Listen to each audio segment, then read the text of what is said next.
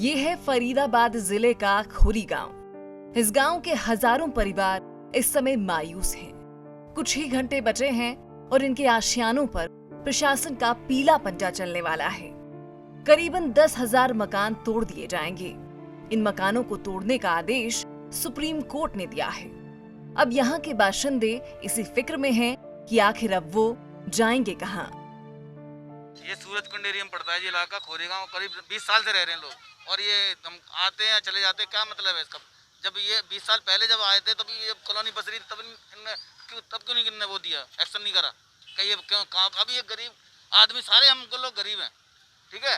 ऊपर से कोरोना काल चल रहा है और ये लोग आगे धमक जाते हैं। सर, सुप्रीम कोर्ट को ये नहीं दिखाई दे रहा 20 से 50,000 घर यहाँ पे। सुप्रीम कोर्ट को ये दिखाई दे रहा 50,000 पब्लिक जाएगी कहाँ कोरोना काल में?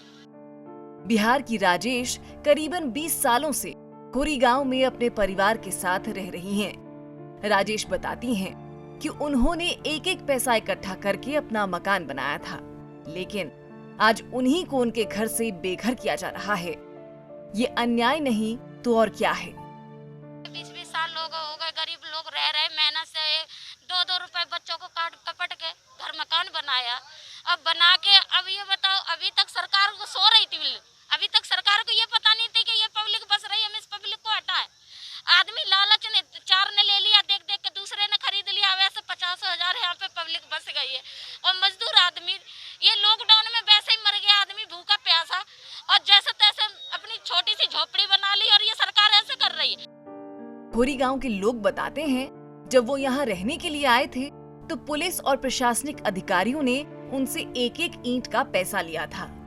आखिर तब सरकार और सुप्रीम कोर्ट ने कुछ क्यों नहीं किया? लोग बताते हैं कि आज जब वो यहाँ अपनी आधी जिंदगी गुजार चुके हैं तो उन्हें धक्के देकर निकाला जा रहा है।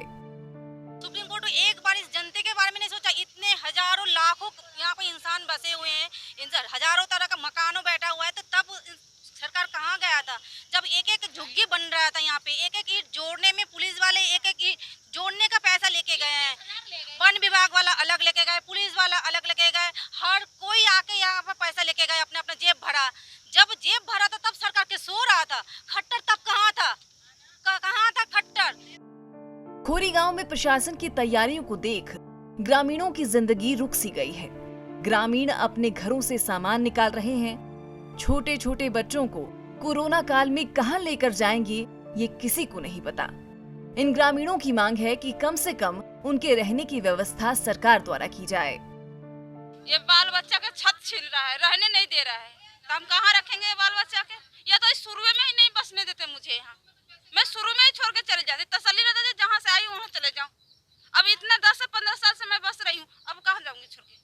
या तो सरकार मुझे कुछ दे, कहीं रहने के लिए एक छत दे जो मैं रहूं उसमें। 12 जून के बाद खोरी गांव के हजारों लोग बेघर हो जाएंगे।